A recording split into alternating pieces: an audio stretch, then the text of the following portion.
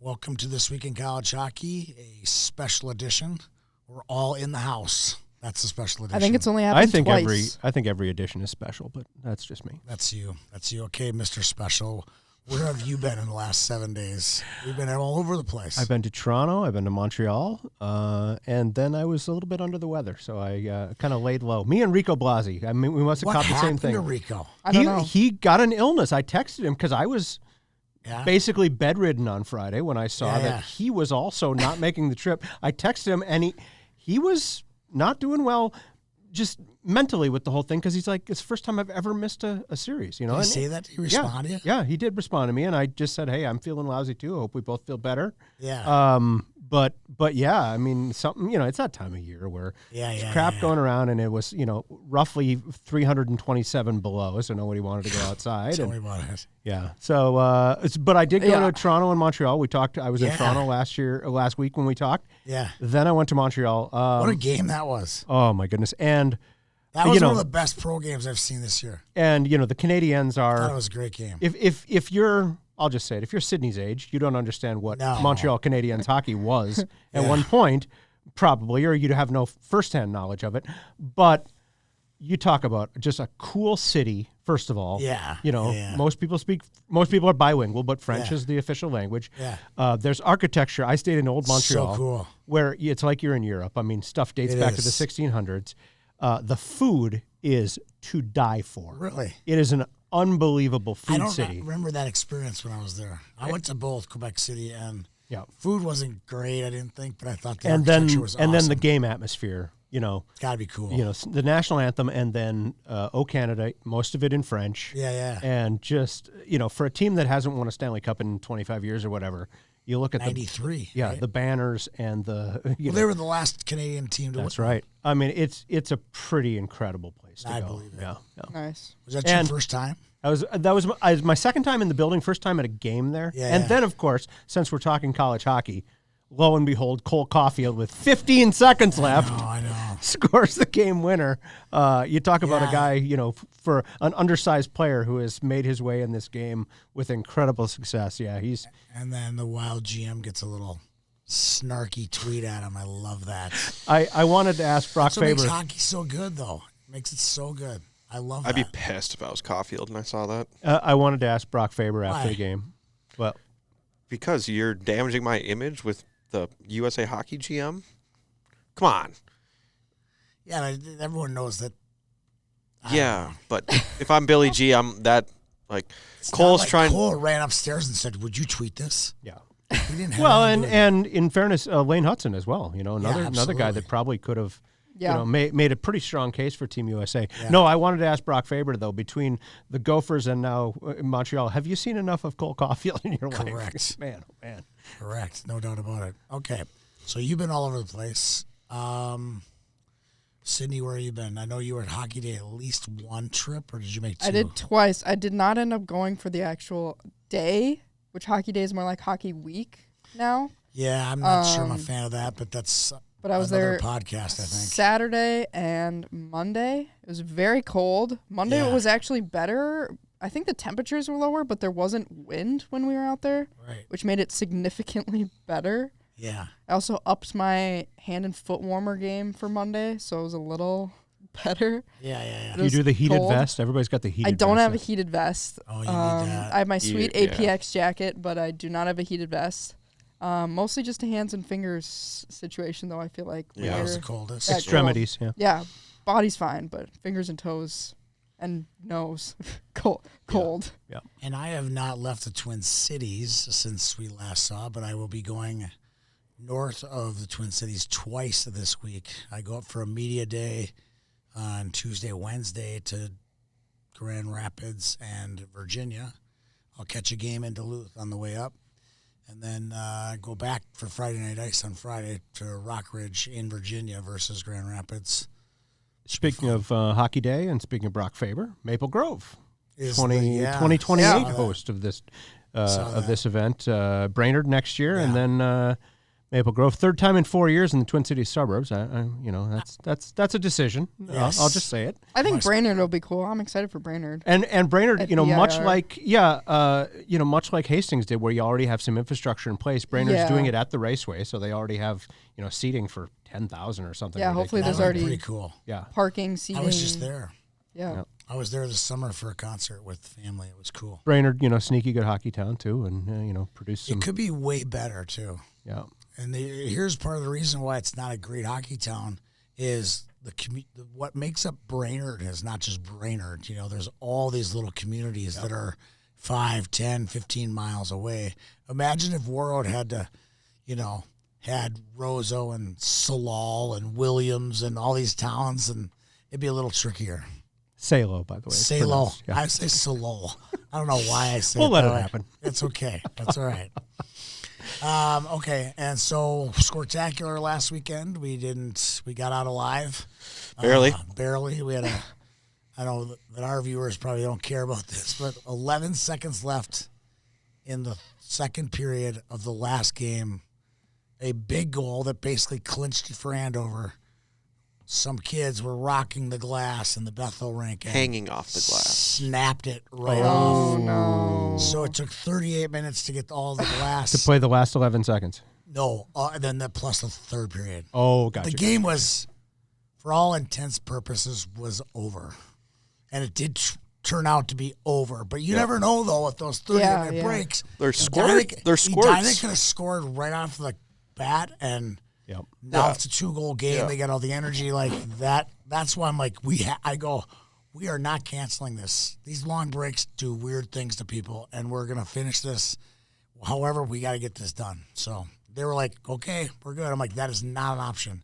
And then I said to one of the refs was like, well, how much longer? I'm like, hey, buddy, I got my ref bag in the car. I'll take your spot. You can leave right now. Yeah, you're getting paid. He's Don't like, complain. oh, okay, all right. I'm like, if you need overtime, we'll pay extra.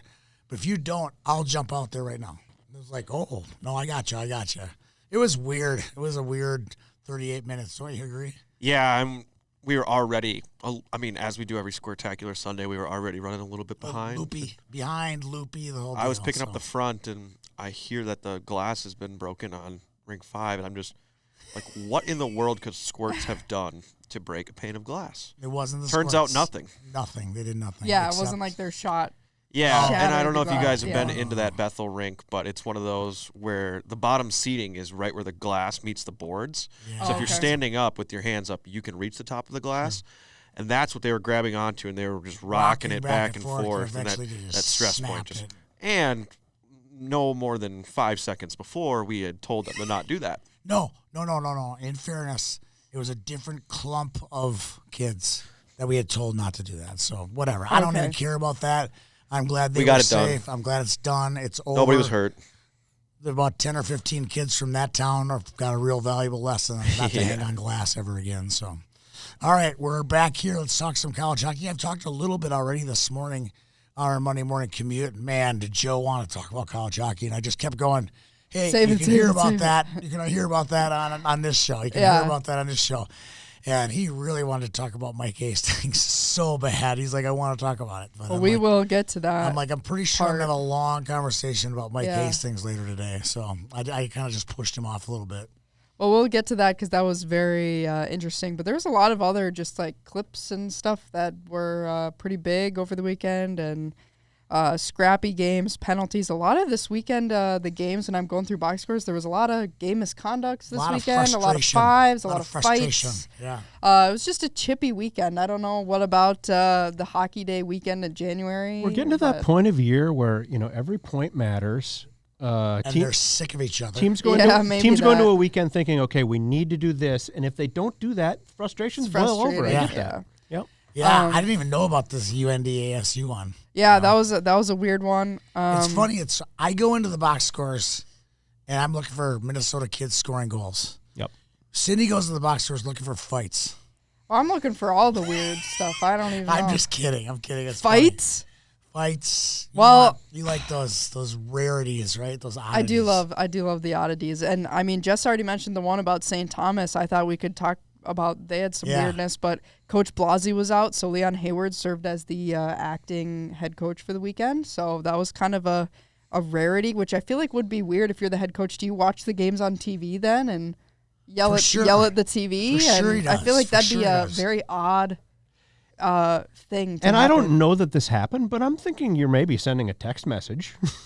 You know, if you see something on TV, like, you know, unless he was just sleeping the whole time. I don't know. But Here would be my message if I'm Rico. Get it to Wallen. He's good. Or pilling. yeah, I feel like it's the same guys that we talk about every time. But looking through the box scores, so St. Thomas, they sweep Lake State. Not surprising. No. Nope. But what is surprising, Friday, Lake State had a 4-1 lead. You look at the box score. Yeah. Yes. And then St. Thomas just crawls all the way back. You think, I feel like once you Really? go up by 3 So goals, think about that. you're From like, that- okay, that's probably a win. So Yeah. they were up 4-1. Lake State was up 4-1, and from that point on in the weekend, they got outscored 11-0. Yes. I don't know. I don't know. What exactly on the cruise happened at control. that point. Yeah, Charlie Shane had a big game. That was cool to see. He had the eventual game winner Friday, 2 goals, 2 assists that night. Big game for him. Jake Brasini, 2 goals. Carson Musser started in net, but then Trouter played actually most of that game and then had a shutout Saturday. And Here's then what the happened. usual suspects Saturday as well. And Ryan O'Neal, 4 assists Saturday. Big game for a couple guys. Here's what happened on Friday. They're up in Lake State. Leon goes in the locker room and goes, "Okay, boys, we're gonna start playing my way." None of Takes this other over. stuff. He just took over. Like, I'm the captain now. No more Mr. Nice Guy. No more good cop. I'm going to be the bad cop. He revealed his bad cop, and they Okay. scored 11 straight. That's I what I'm going with. interviewed Leon Hayward, by the way. Fantastic. I interviewed him on the Back at the Rink Live days. We had him on our podcast. Oh, yeah. One of the better questions I think I've ever asked a coach. I said, Leon, your route to coaching at St. Thomas was pretty typical. African American from Seattle, you know. Of course. Played college hockey at Northeastern. Who grew up worshiping the WHL. Yep. Right. But went literally across the country to play at Northeastern. You know, now it's back, you know, just well respected, fantastic guy. He is you know, a great guy. I hate that Rico Blasi missed the series, but you know, cool to see how good a hands the program is in. He is such a great guy. You know, plug and play, I guess, with the system that Rico's developed there. I'm really happy that he's, you know, because after the Colorado College staff got let go, I was kind of getting worried because I really liked him at CC. And I'm like, okay, is his career path going to be hurt? And it's actually turned out to be one of the best things that ever happened. I've heard so many good things about him, too, from guys that are recruited by him. They all go like, I wanted to commit to here or there because of him. You know, I've heard that from so many guys. That's what I said. That's why Yeah. he's the good cop. He's been the good cop his whole life. But I will This say, weekend, he had to become the bad cop, right? I will say there's a great story out there that he can play the bad cop as well. Allegedly, he took some umbrage to another program, maybe kind of poaching one of their players. Yes. And Go you know, Blue. Sorry. The story was, you know, he and another coach had to be separated down at the I love that. the meetings Yes. down in Florida. Naples. So not a guy who's afraid to stand up for himself either, and for his program. So so good for him. The Thrilla in Manila Part 2 in Naples. Yes, I would have paid. Again, just a rumor. I don't know. I don't have any firsthand knowledge of this, and so here I am. Rumors. That's all it is. Like a good rumors. journalist, I'm irresponsibly it. putting out conjecture and stuff I overheard. I absolutely love that. Speaking of oddities and stuff as well, this was kind of funny. Minnesotan on Minnesotan action here. Game misconducts between Chase Cheslock and Wilson Dahlheimer at the end of the game. Really? Yeah. So That's that not was a kinda fair funny. fight. I didn't see it though, I so have I don't know. interviewed both of those. So I don't know humans. if it was like an end of the game, okay, both you guys go cool off type thing, or if it was actually a fight. I don't know. But I saw that on the box score, which that was is crazy. not a fair fight. Chase Cheslock, pick He's on huge. someone your own size. You So punk. I'm not sure. I think there might My have been a goalie interference before that, so I'm not sure if there was all right. I love Chase Cheslock. that thing. And anytime I can give that kid shit, I will Yeah, take it. yeah. I'll take my chances. Seems on like a that. great dude. He's a great kid. But Wilson Dahlheimer's not small, but he is not 6'4", 225 pounds. Yeah. You know what I mean? Well, because of that weekend, St. Thomas, they're up 2 spots. Their NPI is 11. They're in. I mean, that's Temporarily. tournaments today. They're in. I'm not saying for good, but And 11. leading As the of today, CCHA. if the brackets are released Yeah, today, they're they're in. no question. That's but there's still so a high. lot That's of puck. so high. There is, but that's extremely high. Remember 5 years ago when St. Thomas announced they were going Division I, and everybody said it's not going to take them long. Correct. Well, here we are. Nobody went. They are cooking. cooking. That's stupid. Yeah. No, there's no question about it. Sitting first in the CCHA I did have someone as well. tell me 15 years ago saying Penn State's going to get buried. You know, that program will, it may be 10 years before they do anything, and 10 years in, or no, it's like 7 years in, they won the Big Ten title. Right. So, you know, I think the lesson in both cases is it shows, you know, with the right situation, the right facility, you can build a college hockey program anywhere right now. Yeah, I think there's talent for 80 teams easily. I agree. But it'll never happen. It's just such an expensive sport, as we all know. Yep. You know, it will get to 80. I don't know if it's going to get to 80 in my lifetime, but it will get to 80 someday real easily because there's just enough good players. There's enough people out there with the interest to with the build a CHL rink. influence now. Yeah, it's crazy how much great talent there is out there. Yeah, and then all the European players seeing that this is the best place to.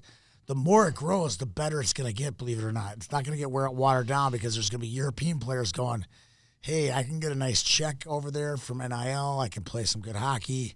It's a great path to the NHL. It is the best path to the NHL. So St. Thomas, they swept. It seemed like maybe they wouldn't Friday, but they pull it out. Good game, all the usual suspects. I think I saw Pilling might be the Rookie of the Week CCHA, so we bring up his name all the time. And Ryan's favorite player. All the usual suspects were scoring again, and they just seem like they're playing really well when they need to kind of kick it into gear. They are, and they're getting those wins. So they're doing great right now. Tommies are cooking right now. North Dakota had a interesting series against Arizona State. They sweep. It was a weird weekend, though. Again, you just look at the scores. You're like, oh, they sweep, kind of high scoring, but okay. But a lot of penalties. A lot of frustration, I think, on the Arizona State side. ASU kept pace Friday, but never took a lead. So kind of just North Dakota doing their thing. But Greg Powers not excited about the reffing after the game. There's a lot of clips of it.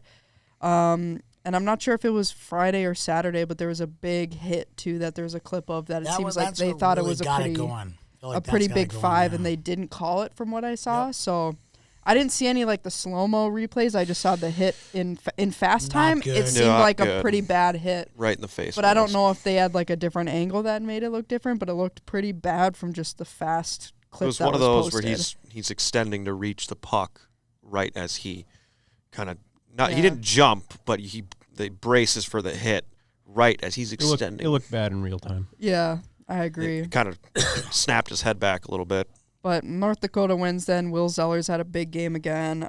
Tucker Ness had a goal for Arizona State, so that's cool. Saturday, a little bit different. Arizona State had an early lead. They were up 3-1 in the second, but Nodak stormed back, had 4 straight. A lot of penalties again, but North Dakota was just putting up a bunch of shots. Arizona State, I think, was pretty lucky that Samuel Urban had a big game. Yeah, what's up? We have a question from the moderator. This is for both of you guys. Did we talk about Potter being out for the year last week? I had that on here because I don't think we did. I don't think we talked about it. That's why I raised my hand. We said he was hurt, but we didn't know for how long. He's gone. He's done. So we just saw an update last week. It's got to be a broken collarbone. I was going to say, it was one of those. I couldn't tell from the clip. It didn't really look like that hard of an impact, but the moment he reacted, it was got to be his broken collarbone. Yeah, that's for sure 6 to 8 weeks. Yep. Well, last week we said he was hurt, but we didn't know for how long, and they just said that it's season ending. So must mean broken bone or surgery. Yeah, this is we talked about a little bit. We maybe expected some more from Arizona State. This is just a lost season for them. I mean, it's just kind of looking like that. Just I just expected more. Not meeting expectations, and just one of those. You get into years like that where just everything that can go wrong seems to go wrong. But they did have a ton of roster turnover, so I guess it's not super surprising. But they just had so many kind of big names. Which maroon and gold team are we talking about right now? I've lost. Maybe Ferris for State. all of them. Ferris State's red. No, they're over there. They're red. Somewhere. Yeah, I was going to say they're over here somewhere. Boston College? They're okay. They're still in the hunt. It's another maroon and gold team. Not necessarily surprised by North Dakota sweeping, but if you look in the clips of Greg Powers talking as well, apparently there was like a face mask controversy as well. That is a big deal. Where apparently he said that the ref said, which again, we do not know what the ref said, but that a North Dakota player grabbed someone's face mask, but he didn't twist it hard enough. So I don't know what the rules are. That's what Greg Powers said. He goes, yes. Yeah. The ref said he admitted that he grabbed his face mask, but he didn't twist it. I'm like, dude, I think once you grab it, it's over. I thought the rule was just grabbing it in general, but I don't know that for sure or not. The only time I've ever seen this, I brought this up a couple weeks ago, was when Chaz Lucius grabbed a kid at Ohio State and went straight down. Yep. And that was a 5 in a game right there. I'm going to say this for Greg Powers. Number one, I consider him a friend. Great guy, great coach, a club hockey coach. And he's a good dude. Started this program basically from scratch. Here's what I like that he did. Everybody, he complained about the refs after a loss. He said something. How many times have we seen a controversial end to a game and you ask a coach about it and he says, I'm not going to get into the officials. You know what? If you're disappointed, if you disagree, it's okay to say, like he did, to respectfully say, I disagree with it. He said it in the way he delivered it. The way he delivered it was absolutely perfect. Yeah, don't you knew where he stood. You knew where he stood. Don't say those guys are effing blind. They cost us a game. But he just said, I have some disagreements. I asked some questions. This was their answers. Do more of that, coaches. I agree. If there's a problem with officiating, because it is part of the game, have the cojones to say, you know what, I disagree with them. I agree. This is why. You respectfully disagree. Yeah. Coaches have a tough job. Refs have a tough job. I get it, but it's okay to acknowledge that too. Yeah. So good on you, Greg Powers, and I hope other coaches take a lesson that it's okay to say this wasn't right and I disagree with it. And maybe it's just in my feeds, but there seems to be this going to the NFL where they have all these people go on the air, these experts, the rules experts. Yeah. And I feel like when they came on and when it started 10 years ago, whatever, they were disagreeing with the refs. Now it just feels like they're a PR firm for the referees. Now it's here's why they called it that way. Yep, and we're not going to, no official has made any mistake, period. No.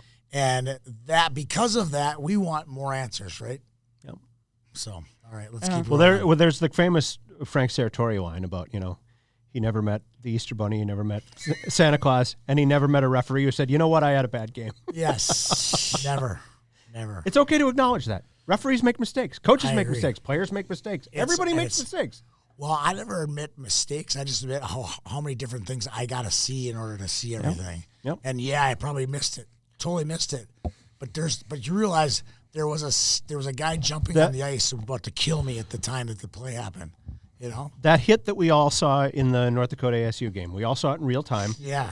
It's okay to say, you know what, I didn't see it. Didn't see it. And that's a fair explanation because there's 5 different things you're calculating. There's 12 players on the ice in front of you. There's stuff going on. Even with 4-man officiating, you still miss stuff. Yep. Trust.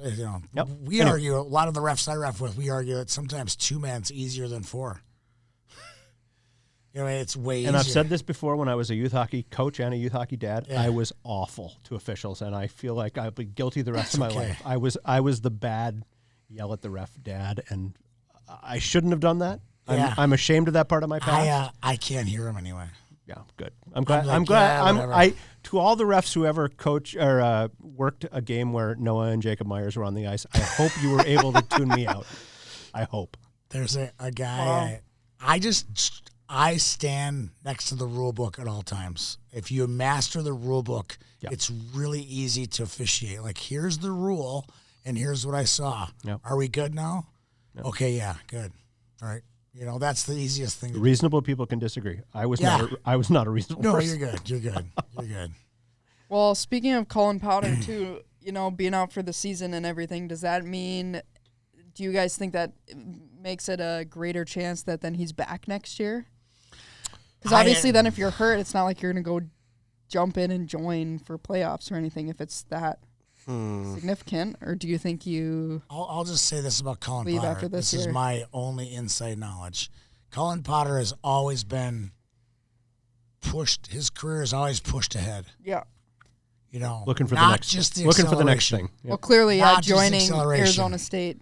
Right? Or joining them early. Skipping Michigan State, accelerating, getting out of the program, getting to the program. He always played when he was a squirt. He was playing Pee-wees. When he was Pee-wees, he was playing Bantams. He was always pushed. So I don't expect the Sure. I don't feel like the Potter parents are pushing the brakes anytime soon. Yeah. Is he turning pro? If someone said he turned pro next year, I would not blink an eye of surprise. If he stayed at ASU, great. Yeah. You know? One of the great lines I ever heard from the from college coaches, encouraging kids to develop and stay Take in your school and all time. that. One of the great lines I've ever heard was, have you ever in your life heard somebody say, I wish I would have spent less time in college? Yeah, never. Yeah. Never. Yeah. Never. Well, North Dakota then hits 20 wins on the season, which is crazy. They stay at 3 in the NPI, stay at first in the NCHC, and they have that by a bit of a margin there. I think Denver's 5 points back, so they're looking pretty good right now. Is it the Penrose Trophy? The Penrose. It is. Yep. The There's Penrose. again. They're gonna have to add on.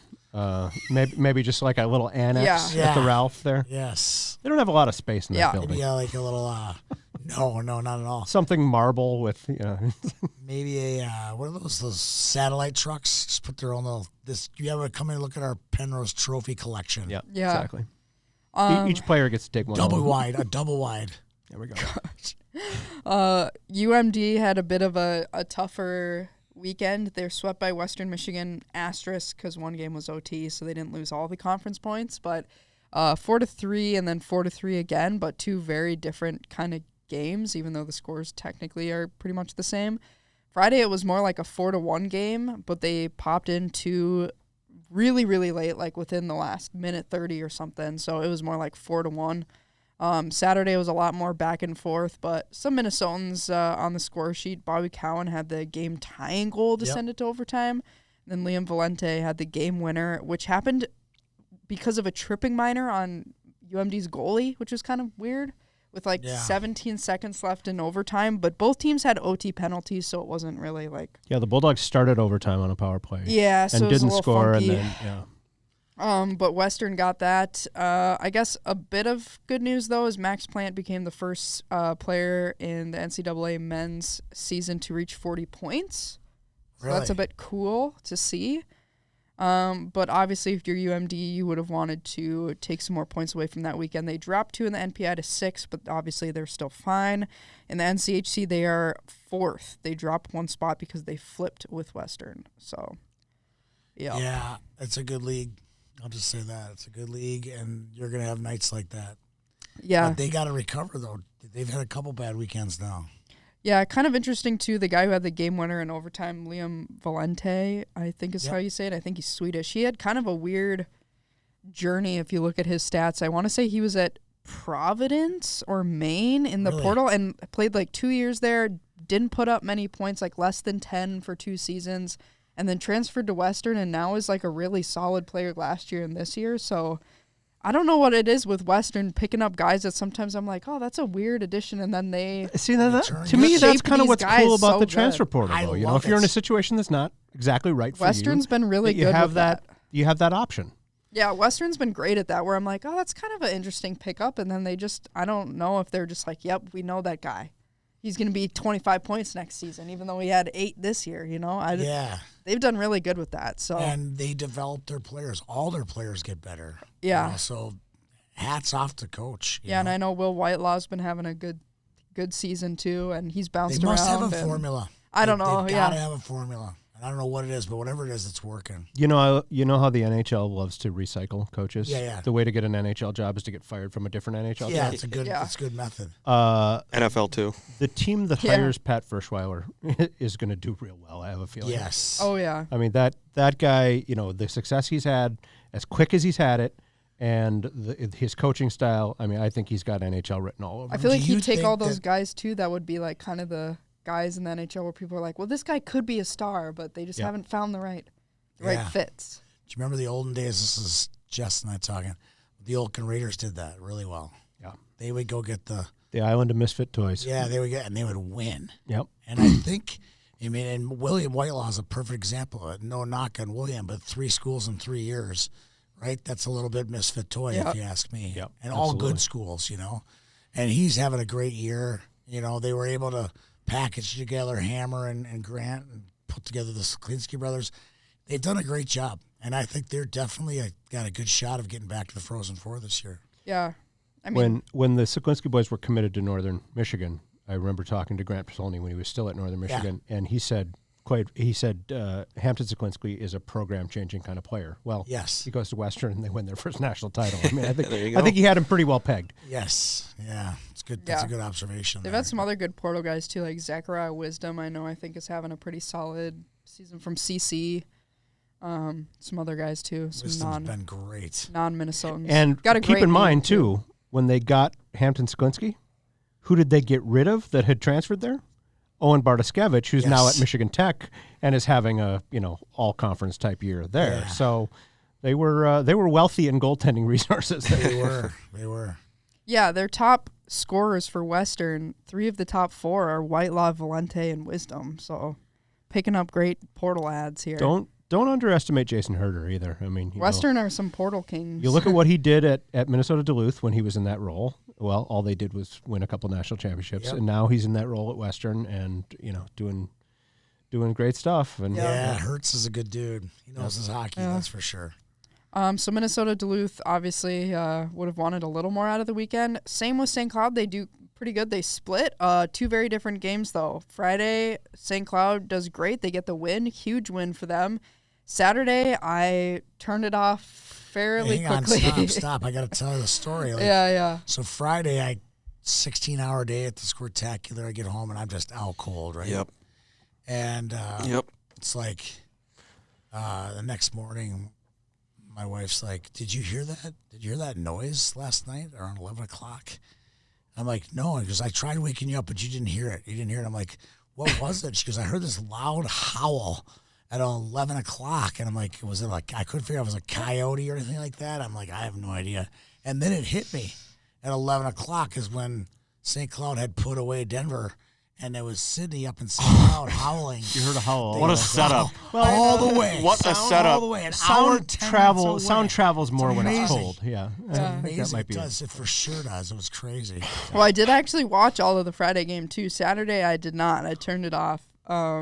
I feel like that's the St. Cloud season this year is they're 13-13. Half the games, I'm like, wow, this is great. They're winning. And the other half is like, turn it off in the second period bad.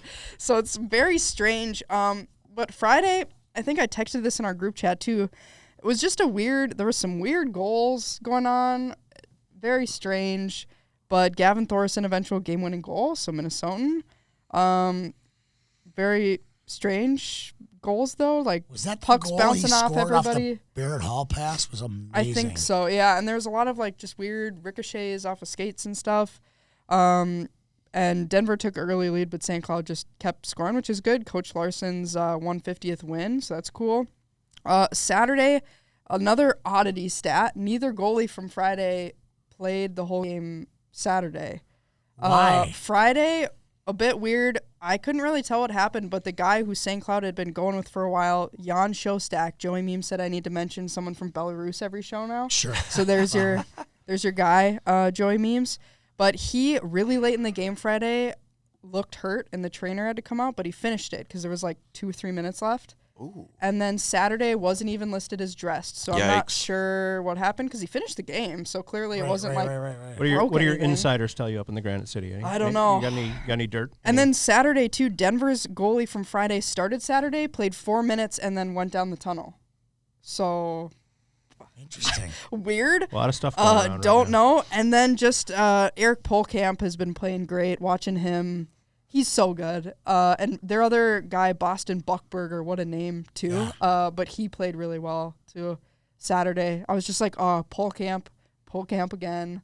Like, just making good plays. So he's such a good player. We spent a lot of the time on our show focusing on Minnesota kids, right? So, and obviously Max Plant is not a favorite, but he's got to be in the conversation for Hobie Baker. But I read somewhere that Eric Polkamp is was a D. I mean, just watching him play, he's so good. And he had a nice goal. I think 2 goals as well Saturday. Yeah, he's had a great year. So, I mean, you split. That's decent, but your NPI is 17. Denver, I think, is down to like 13, so Denver's kind of on a skid right now. So St. Cloud has a lot of work to do if they want to get in still, because those last few spots are hard to move up once you're in that range. Right. And one thing, too, I tweeted this as well for St. Cloud. Where is Adam Ingram? No idea. He is he's a drafted player. He's this is the stuff we need from our St. Cloud. He's not a contact. He's not a Minnesotan, but he's a guy who's a drafted prospect. He had almost 30 points his sophomore year. This year, he's been out of the lineup half the time. Same for Damon Gardner. I don't believe he's hurt, and he started the season on team academic suspension. So I hope nothing is up. I wish him the best, but he has no goals this year in the games he's played. I'm calling Lenny. Some of these prospects, I'm like, what is going on? Do I need to call Lenny? I don't know. Be like, what's going on? Let's get some of these guys going. Answers here. Get some answers. Because he's a guy who had almost 30 points as a sophomore, and I'm like, where is this? You have no goals, and you're not even in the lineup half the time. All right, quick USHL sponsor read for Jess. We are very appreciative, and there he goes. USHL, I love your guys' junior hockey show. I learned so much about what's going on. Hopefully we're recording this week. World. You are. I think so. You are. And you know who loves it is Drew. Yeah. Has so much fun with that show. And what's great is Shout out. Audience, myself included, is so much better off now with this show. And we really appreciate their commitment to talking about it and using our medium to get the message out about what a great league the USHL is. And not on that show, but just our show, but like every one of these kids, Max Plant, every one of them has cut their teeth before they get to college and the NHL through the USHL. So thanks to the USHL for their sponsorship. Okay, well, moving on to everyone's favorite, Minnesota. Who's favorite? I don't know about anybody's anymore. Swept by Michigan State.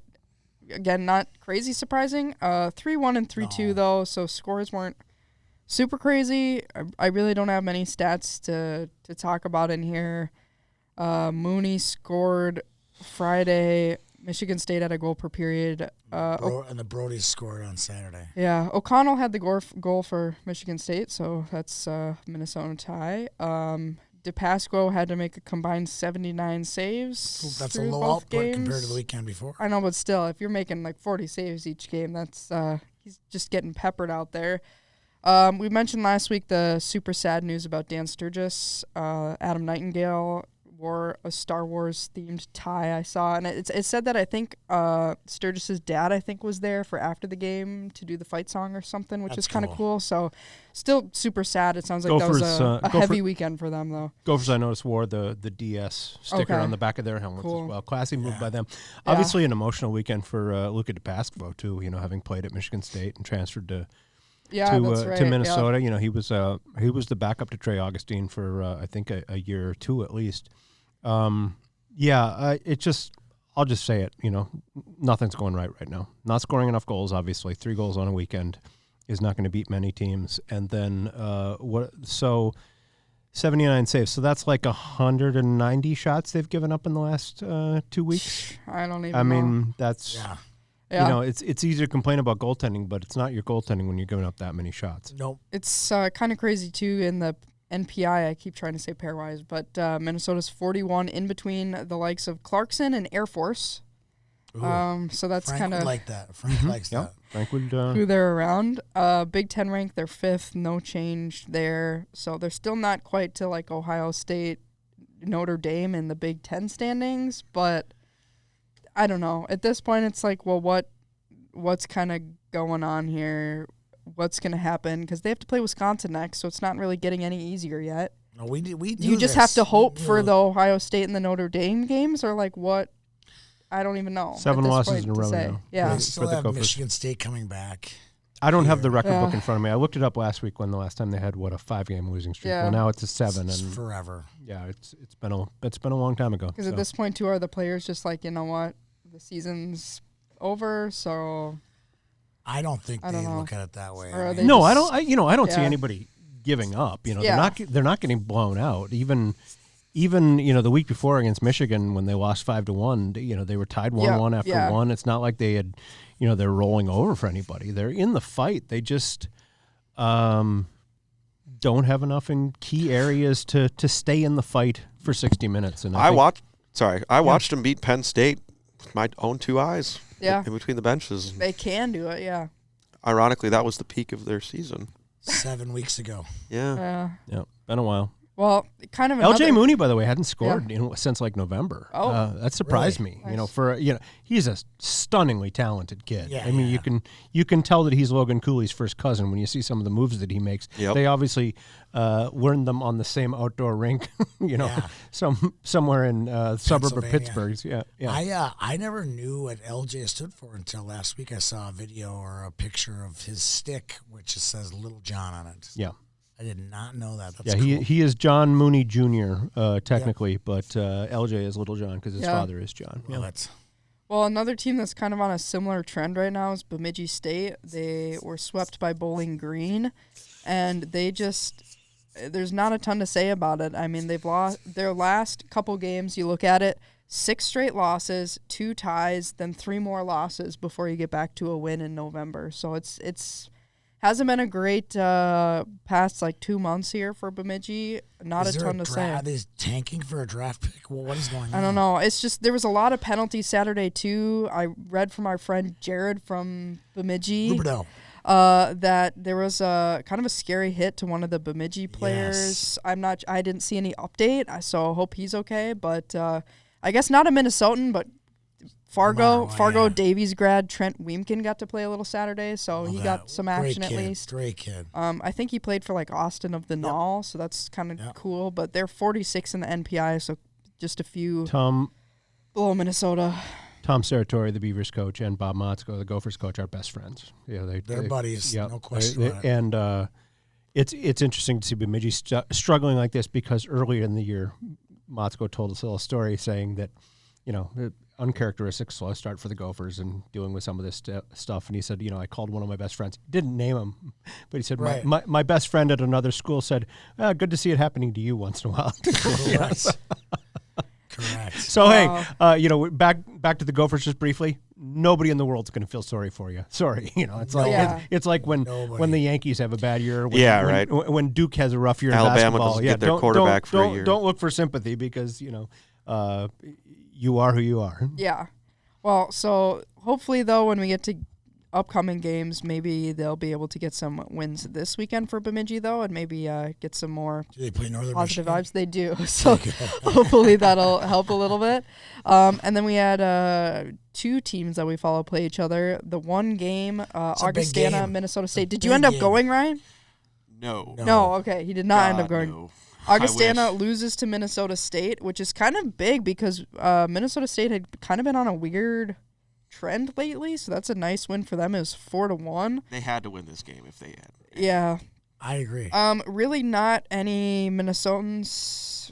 Where did Augustana end up? Nothing Minnesota out of that game. Trust me. Yeah. I get to Augustana or Minnesota State. That's one of the teams I'm always like, all right, here come the Summit scores. The Mavs had 3 in the third and then win 4-1. So it was kind of at the end of the game. And I don't think any goals were scored. It looked like there was a 5-minute major to Augustana, and I don't think any of them were from that, which is kind of weird. Right. But because of that, Augustana drops 2 in the NPI, and Minnesota State, I believe, is up 2, and they're both really similar, 16 and 18. So they're kind of like St. Cloud, where it's going to be an uphill battle to get up those last couple, because it's really hard to make. People are like, oh, it's only 4 or 5 spots. Those are so hard to get up. Correct. Those last chunk. Correct. So that's going to be tough for them the next few weeks, especially with that CCHA schedule. Because of the tournament, they're going to get access to St. Thomas, and St. Thomas's numbers keep going up.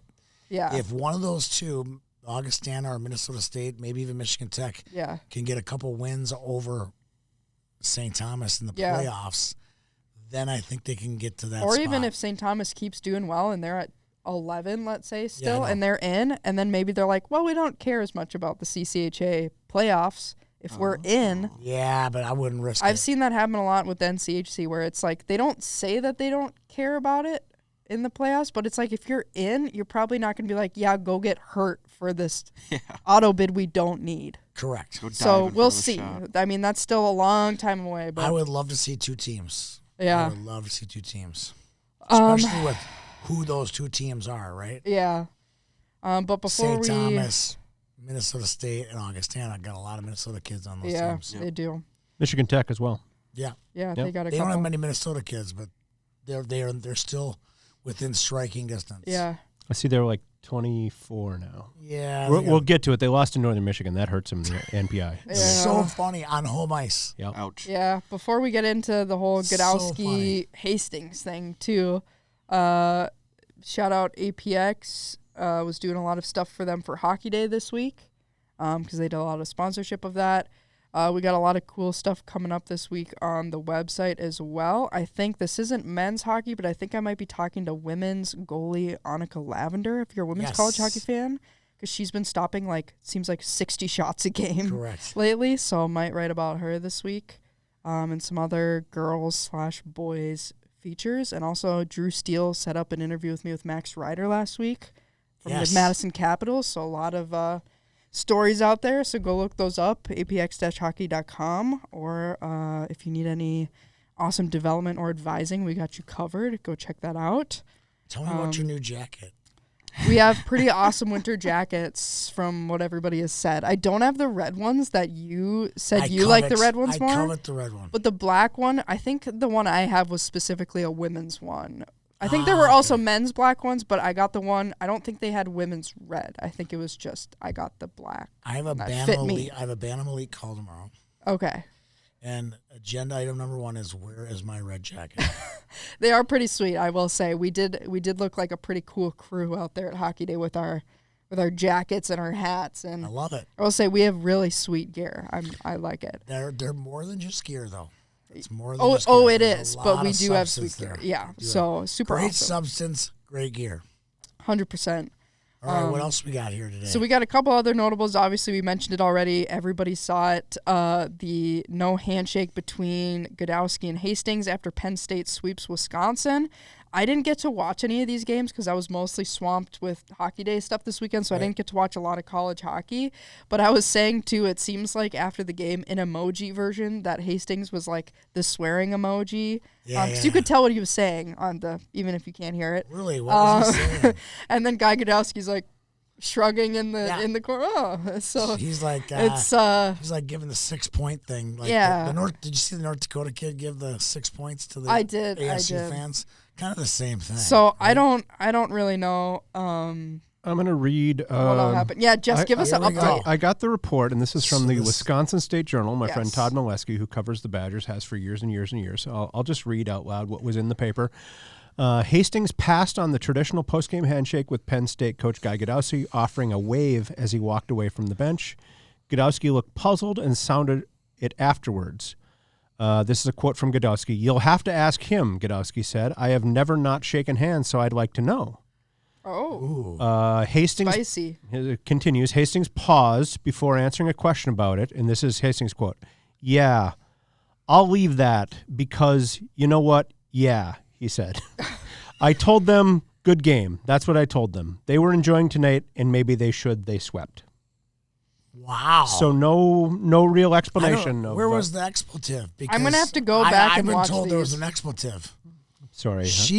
No, it's on the ice. I'm working for watch the replay on the ice. Here. No, I'm joking, but there should have been an expletive. So no, it's like in the NHL where they show the coaches on the bench and you can't hear them, but you're like, oh, I totally understood every word you just said. But last year the Bradbury. Oh, there's always Brett a few. Larson. I think it's hilarious. There's a great meme of Bruce Boudreau. Yes, yeah, like dropping what is very obvious a loud F-bomb, and then the subtitle says "darn." Yeah, I like that. Yeah. So that was a big one. I might have to go back and watch those games because, like I said, I didn't get to watch really any college hockey this weekend, especially Saturday. So. Got chippy. Let's just say that. I'm curious. What would be the attendance? Do they have attendance on College Hockey News? I'd like to see what the attendance. I think was if it's this weekend. reported, they should have The it. the other fun part of that Wisconsin Penn State series, I don't know if you guys saw, Micah Parsons, star defender for the Green Bay Packers, hero for the entire state of Wisconsin, showed up at the game wearing his Penn State sweater and a Packers hat, and sat, just in the stands cheering very loudly for his alma mater, Penn State, and then was in the locker room with the Nittany Lions after the game. So Wisconsin fans kind of torn because they love this guy because he played for the Packers. I mean, it would be like, I guess, both people cheering in a way. Yeah, it'd be like J.J. McCarthy showing up to cheer for Says Wisconsin it there, or cheer for Michigan, I guess. Yeah. So no attendance. See if we can find out what the attendance. We'll see if we can find out what the attendance is. I'm just curious, for a Badger, a big game, big game against a ranked opponent, 2 top 10 teams. Yeah. What's the attendance look like in Madison? Yeah. Students are back at school. There's no excuses, right? I want to know what that's like because they're back. The program's good. Yeah. Right? Yeah, absolutely. And Hastings has done what they hired him for, no question. Right. You want to move on to the next item? Sure. And then we'll get a couple other teams we don't normally talk about, but that I would mention. Union wins the Mayor's Cup over RPI. They had an overtime game winner, which was the Sports Center top play from Brandon Burr. I don't know how to say his name. Spell that, Buhr, Brandon Burr. Where he, if you watch the replay, it's pretty cool. Knocks it and hits it again, like a 2 hit with his stick right in front of the goal. So it was a cool one and a big win because that's a pretty big rivalry between them. Not bad, by the way. Back to what we were talking about, attendance. Announced 10,187 on Friday night, and Saturday night announced at 13,355. Oh, nice. Good, that's good. Wisconsin, awesome. Nice. Wisconsin, I believe, too, does that thing where you can buy season tickets for just Friday or just Saturday. So they have kind of a split season ticket base. So anyway. We already said Northern Michigan upset Michigan Tech and split this weekend. 2 of the goals. They doubled up on their win total. Yeah, Northern Michigan got 2 goals from a guy named Matthew Argentina. We talk about crazy paths through college hockey. 2 seasons at BC, didn't score very much, went back to the BCHL, and then now is at Northern Michigan. He had a brother that played in the Bantam Elite League, Joey Argentina. I remember his name from the portal, and I'm like, wow, sometimes you're like, that's a crazy path. I'm just going to say that sounds like a character from The Sopranos. It does. Joey Argentina. It does. Yeah, it does. Another great name there. Yeah. One ECAC notable score, Cornell beat Dartmouth in OT, so that's kind of a big one. And they're still... Because they're ranked pretty similarly. They're still single digits. So that's a wild one. And then... How does this work? I mean... I don't know. I just don't understand it. Their only game they played against a non-conference opponents against ASU, and they got beat. Yeah, so Cornell's kind of the better Ivy, I guess, now if they win that one. Right. And then the other notable Michigan coach, Brendan Naurato, extended through 2030. Okay. That was in the news last week. Deserved. Deserved. I mean, done everything you asked for. Mid-season departures. A guy from Lake State leaves for the ECHL. I don't know what's up with this pattern of guys leaving for the ECHL, unless they're all just graduating early, I guess. There you go. He was at Maine, transferred to Lake State for this year, and then now left. So I don't know if he just graduated early. What's the quarterback maybe mid-season? at Miami? Was it Carson Beck? He's just... I don't know. guarantee this guy hasn't gone to school. And then a few mid-season, no class. A few mid-season additions. Michigan pulled up its club goalie to the roster. I saw that. That's cool. Makes sense. Guy from Michigan, so that's cool. Omaha adds a guy named Ryan McCleary. 2 ECHL seasons and 1 AHL game played. Is he a D-man? He is. Right-handed defenseman drafted by the Pittsburgh Penguins from Saskatchewan. So that's what happened to Joe Grammer. They walked Joe in at Christmas break and said, hey, we have another right-handed D who played pro hockey. He's coming in. You're going to be the 7th, 8th, 9th option. So Joe went off to the WHL. Yeah, and then UMass Lowell added a guy from the USHL, I think just for kind of insurance. Ryan Kroll from USHL Des Moines wore the C for that team, but doesn't put up a ton of points. So probably just good leader, good locker room guy. Yeah, but that kills Des Moines. It does, you lose your captain. But I guess for him, you're like, if this is my chance to go play D1, got to take it. Sure. Because I don't know if he had any goals really in juniors. I'm just not a fan of these semester go to college. It's your tough. Clayton Phillips, your Bartaskeviches, they never get to play that much. Yeah, it's tough. They're basically doing these It's a coaches tough choice. a favor Tough more choice. than anything. Say I'm wrong. Can I agree with you with a caveat? I knew you couldn't just go. Tough choices. Tony, I agree with you. No, I agree with you. I hate to see that. Yeah. But I always have to remind myself when this happens, or when a player leaves college to go to the professional ranks early, I always have to remind myself, what's a USHL team for? Development. It's to develop a kid to go to college. What is a college team for, other than the education part of it? Right. It's to develop a kid to go to the NHL. So if they do that on their timeline, it doesn't have to be on our timeline. And if you're a guy too and you're like, let's be real, I'm not playing in the NHL, but my team wants me right now, whatever.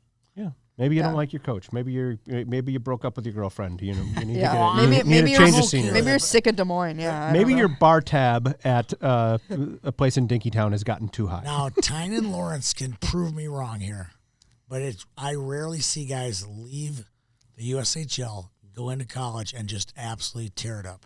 Yeah. It's tough. It's a Well, big jump. now he's got a goal to Now prove he you wrong. scored. Yep. I know. Yep, absolutely. It's all for me. Thank you, Tynan. Well, so speaking of scoring, we have Summit scores, a lot of the usual suspects, but we did have for sure 2 first collegiate goals from Alaska Fairbanks, Tommy Cronin and Jackson Anderson. Shout out. I had a feeling Cronin's was. Yeah, Jackson Anderson. I don't think you had on there, but it was his first goal. Yeah, but Jackson Anderson. Did you tweet it before the game? Had to have been before. Okay, because I think they play late. I've known Jackson since he was a squirt. I think it was a late game. You must have inserted that I in there did. because there's no way I put it in Where's there. Jackson from? Prior Lake. Oh, okay, good for him. Yeah, so 2 guys there, especially cool for Tommy Cronin because he's a big APX guy. So love 2 more to for see that. Will Zellers, I see. Man, just that guy is on a tear. Whew. Another great name, Killian Kieker Olsen. Yep. Love it. Andover kid. Never played at Andover ever. And they had all those great Charlie Shane, all those kids. They had plenty of great hockey right in his backyard, but he went to Colorado and he went to Iowa. I got to ask you about the Rollisons, though. Okay. Do you consider them Minnesotans? Because one of the guys has Minnesota as his hometown and the other one does not. I do Are these not. Dwayne Rollison's kids? Yes. Yes. Okay. I do not.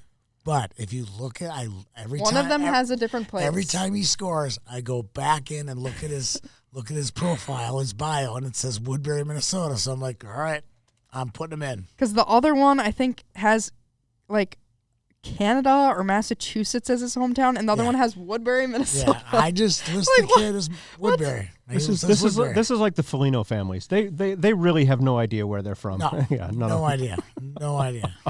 Yeah, because one says place of birth Worcester, Mass, and the other one says place of birth Woodbury, Minnesota, and I'm like, I okay. just put. But they both says played Woodbury. in Canada. Says Woodbury. I don't know. Quinn Hughes was born in Orlando. Let's keep that in mind. Yeah, Exactly. I don't know. Yeah, but otherwise what are it's a some lot other of the ones on same, there? a lot of the same ones on there as usual. Nothing too. One of the ones I want to crazy. point out, we talked a little bit about Lucas Wallen. Yeah. But, is he playing his way into a Hobie Baker conversation? It'd be tough. Is I that think. just too much? I'm seeing that tweeted out, but I think he's good enough to be in the conversation. It's said by non-St. Thomas people. But are I saying don't. this. I don't think his name is Yeah. big enough to do that. Okay, I'm just. I don't think enough saw people that, I know was him. like, okay, my response was no effing way. My response was Yeah. about damn time Lucas Wallen gets some national I recognition. think he's That's very all. good. I just don't think his If- name is out there. his- Every weekend. How about Every this? weekend. How about this take? With what his current points are, if his name was Gavin McKenna, he Yeah. would guarantee win it. Yeah. If he had like Does he have- who has more points? I think they're about the same. if he was like a second round draft pick, I feel like he'd probably be in the conversation. Again, this is But why I'm just- bringing it up. I think his name came out of left field for too many people that his name just doesn't have that familiarity for a lot of I people gotta that see will his vote stats. on it. I gotta see his stats. Especially And when he's- you got- Oh, the other reason he's not gonna get it is he's in the CCHA. Especially because Max Plant right now, I feel like it's kind of his to lose. He's only got 29 points, but 18 goals is a lot. Yeah, What is McKenna? McKenna just racked up points this weekend. He's got 10 goals, 19 assists. So they're the same. Yep. They're the same. 'Cause McKenna's not going to win the ball. No. Do you agree? I feel like right now it's Max Plant. Well, he goes to Minnesota Duluth. That's where Hobies come from. Yeah. Oh my God. Because at this point, I feel His like dad didn't win one. Unless Am I wrong? Unless the Bulldogs just tank and have like a terrible second half, I feel like at this point he's the favorite. Gotta be. And even if they have a terrible second half, his numbers are because I feel like McKenna's a little eye-popping. Anyway. He's just been a little polarizing on Twitter lately. Of some people going like, "Well, he's good, but he's not that good." I will say McKenna is he the number McKenna one? had a fantastic weekend last week. Yes, yeah. If I had to pick 3 finalists, I'd probably pick McKenna, Plant, and Hage. Or Hage. I would Hage. Someone from Michigan. Yeah. Hage has he's got That's 32 points. He's a good player. Yeah. 24 games, 12 goals, 20 assists. What about Horkoff? Yeah, I was going to say Michigan's problem is how do you pick the best player on that team? That's true. They got a lot of them. I would say Horkoff was the one. Or Hockey East. Would they get a going into winter break? He had more points. Would a D sneak in there? Would a Cole Hudson sneak That's in? another one Would a Eric too. Polkamp sneak in Would as a D? Would a Hampton Seklinski sneak in there? Western had a weird start to the year though, so I don't know. Yep. He could. Where's Horkoff points wise? But if Western gets really hot in the second half, they absolutely could. I have heard a very compelling argument for the idea that because the Mike Richter Award exists, oh my God, goalies should not be I agree. eligible for the Hobie. I agree, but we saw it in Boston that day. It was the weirdest thing ever. Yeah. When you are the Hobie Baker winner, but you're not the Mike Richter winner. I'm like, maybe then just later in Dryden McKay won the Hobie. Deservedly so. Deservedly, I agree. Fantastic player, yeah. but was not the goalie of the year. Nope. That went to Northeastern. Northeastern kid, I don't know what his name is. He played with the Sabres, some I can't remember his name. With all the he East won Coast it twice. bias, there's got to be one East Coast guy that's. How about TJ Hughes? He leads Michigan in points.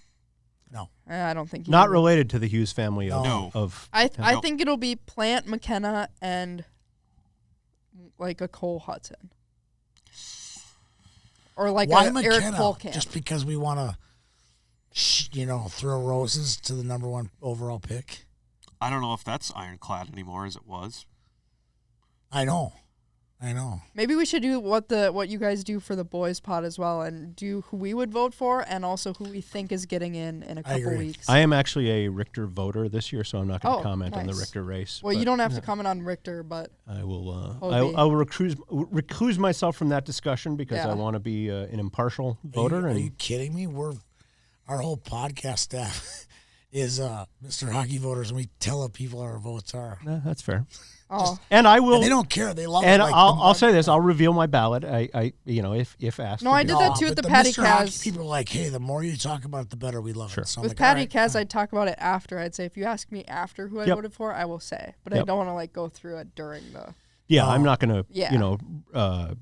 Pretend like I have my mind made up or anything like that because I'm going to do my research. It's kind of an open year. There's not like it's only this guy. It's like sure. You guys will like this story. So it's like 6 years ago, something like that.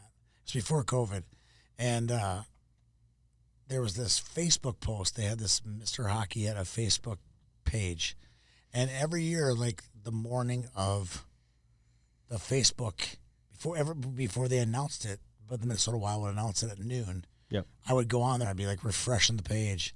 But it was the night before. I'm like, I'm just going to give it a shot and see what's going on here. So I would never go ahead of the Wild on that, right? Well, it was like 2 days before.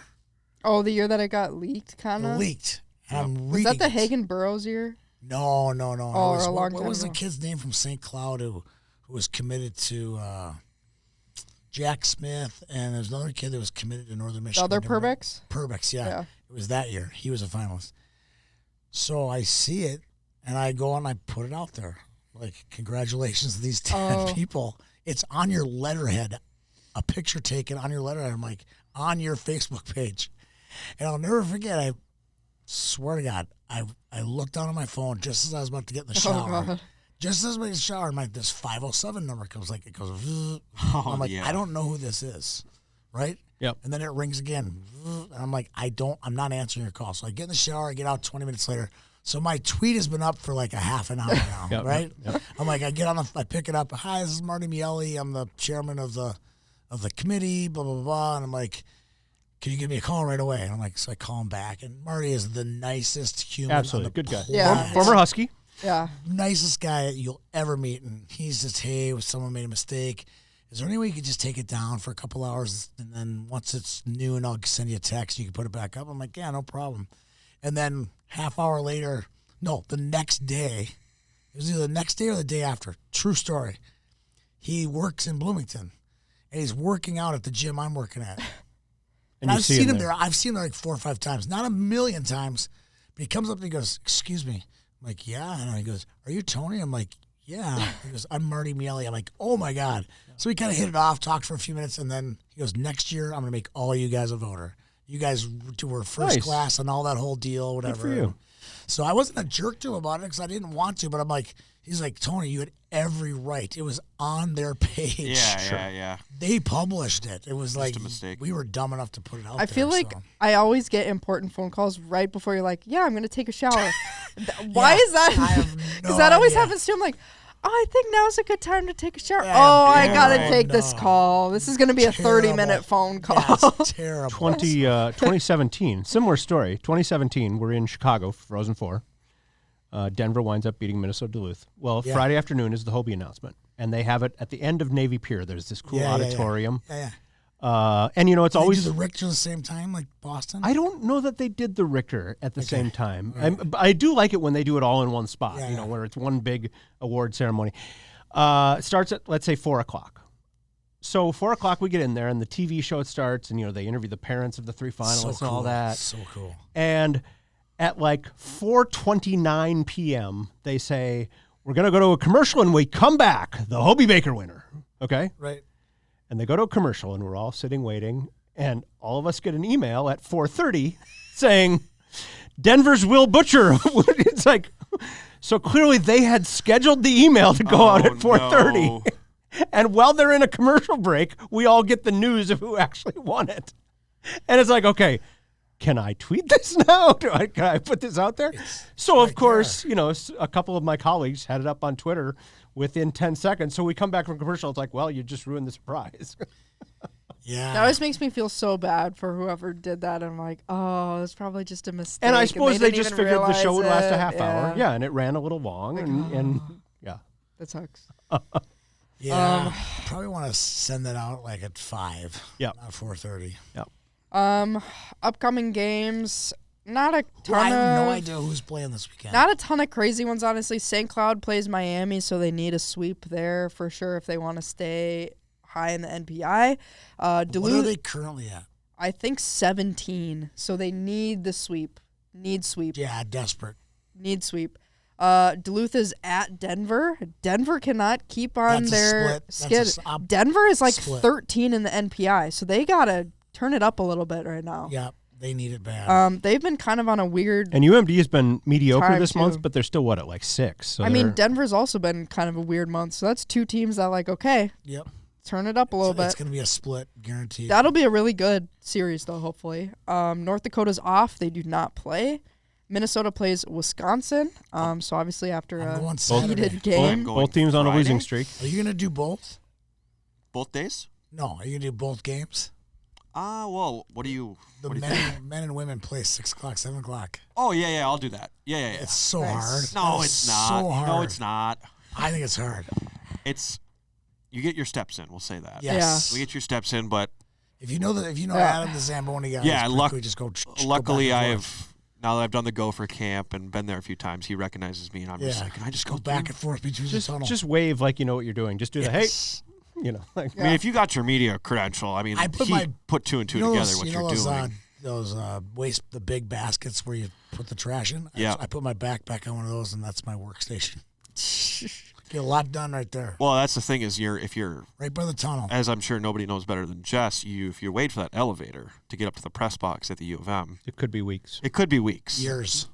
Few people have never been heard from again. My button has still been hitting for mine. Still waiting for mine.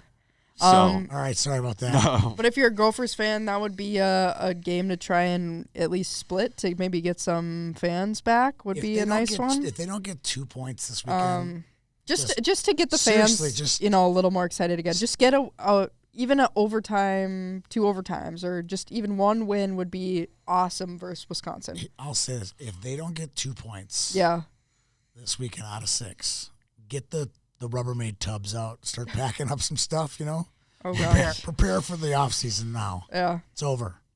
Bemidji State is at Northern Michigan. Oof. Like we said, hopefully for Bemidji, that can be a series. Maybe get some mojo, get some confidence if they don't back. get 4 points, Yeah. Ernie should be look for the Rubbermaids. Yeah, because we saw that Bemidji State had flashes of being pretty Yes, good, and then just yes. recently it just has not been working. So hopefully for them, that's a weekend they can figure some things out. But we saw Northern Michigan, I guess, is capable of winning, though, last week. St. Thomas plays Michigan Tech. That should be a good series there. Do you think they just stayed up there? No, I think it's at St. Thomas. I think believe. it's back here. St. Thomas. Versus Michigan Tech. Sorry. I thought it was at So I Michigan think it's Tech. at in St. Paul. Hey, can I give a little advice as long as we're Sure. talking about this series? Yeah. Hey, Tommy's fans, buy a ticket. Go to the game. Please. Yeah, I mean, you got an unbelievable arena. You've got a really good team. No more excuses. You're Show prac- up, wear your purple, cheer for your Tommies. You could be in the Tech- tournament without auto bid. Tech is a good program. Yeah. You know, they're a blue blood from way back. They've won national championships. Anderson Arena, it's a cool place. Yeah, parking can be a challenge. Get there early. Not if you live on campus. yeah, It's yeah. 3 blocks. Tommy's Parking is fans. definitely a challenge. Show I up. will admit that. Show up. It's a good time. I don't think it's a challenge at all. No, and it's similar to the U of M campus where the campus was, the U of M, the campus was built before there was freaking cars where to park them. But when you build an arena on a campus that's already established, it's not like you can just bulldoze something and put up. No, but I just park on the street and walk. I do too. They did bad. bulldoze a couple things to make Anderson Arena. There were a couple Correct. buildings there that are Gone. Yeah. Augustana plays Lake Superior State. Should be 4 points. 6 points. 6 Excuse me. points. Hopefully. And Minnesota State is at Ferris State, which I think last time was a split. Didn't they lose one of the games to I Ferris? think they did. So hopefully this is not like the trap weekend for Mankato. This is a trap weekend for a lot of teams. Yeah. I'll say this: my one caveat for the Mavs is We like use a caveat a lot on this show today. we do. Don't be surprised if Alex Tracy just decides he doesn't want to get scored on anymore. Just say that. He's so Really? good. He is so good. He is really good. He's so good. All Good right. goalies in the CCHA, He is the man. anchor of that team, no doubt. Yeah, I'm not going to argue that. Yeah.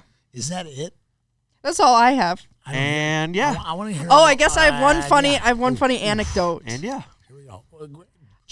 Wait. Jess and I are going to be the judge if it's funny or not. Well, I thought it was funny. A couple of middle-aged But- men to judge So, you here. Yes. you know, there's a player on Denver named Samu Salmonen. Yep. I said something about Samu Salmonen, and my husband said, "Did you just say Salmonella Sampson?" I was like, "Sure." That sounds like a pro wrestler. And that's how actually. you get a Salmonella Samson. And That's I how you was get a like, I need to nickname. say that on the pod because I thought it was I was like, I should just tweet Salmonella Sampson. That's out how you with get a no nickname right there. context. Is this So the it's like, same that's husband great. who calls him Blob Motzko? No, that's me. Well, that's I can't reveal all of my things, but Blob Motzko? no, we Blob. I gotta give Klopsko. Gosh. I gotta give a quick shout out. I met today the new emergency backup goalie for the Wild. Why? What happened to Connor? Well, gotta they're know the rules. making changes where they have to You have travel with the team. This year? No, next year. Next They're year, okay, they're yeah, they're yeah. making a rule where you're gonna have a emergency backup travel with the team. So What a job. they're I essentially know. That'd be wild. they're essentially giving some, recent college goalies a chance to, work in practice and things Right. like that. I don't know if this guy will be the permanent guy next year. Anyway, met him. Kind of intriguing. He's wearing red, white, and blue, but I noticed on the back of his helmet, it's got a Mercyhurst logo on it, so I'm curious. Okay. So Bill Guerin's talking to him. I said, "Who's your backup goalie?" He says, "Go talk to him yourself." So I went and introduced myself. Adam Carlson from Edina. Stop it. Yeah. You've heard the name. I know him personally. Didn't play high school hockey. Here we go. Here we go. Played I know junior the whole gold. Story. I know the whole story. Okay, He's no. so fascinated about this. I wrote this story in 2012, but keep going. This is peak goalie content. Yep. So he's now working with the Wild. He's on our podcast. Had a like nice 3 weeks ago. conversation with him. Now we joked about Shut up. Lucas Wallen and all the stickers on his bag. Listen to this hockey resume. I know it. I can. Let me see if junior- I can do it. Let me see if I can do it. Junior So, gold for Edina. Start junior there. for Edina. And then he played for, I believe, the Minnesota or whatever, the Bloomington, whatever it was, where it was like the NA3. No. What was the name of the team? He played in the NA3 for the North Iowa Bulls, Okay, then where? Steele County Blades, That's it. the MJHL, Steele County That's being it. The Owatonna. MJHL. Then he went to Cooley Region. Cooley region for 2 years. Yep. Went to Mercyhurst. Didn't last forever at Mercyhurst. He was there 17 games.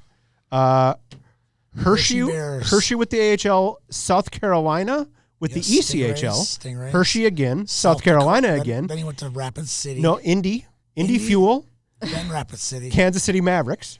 Then Rapid City. Milwaukee Admirals on a loan. Yep. Manitoba Moose. Yep. Spent some time in Winnipeg. It's a lot of the Jacksonville Icemen.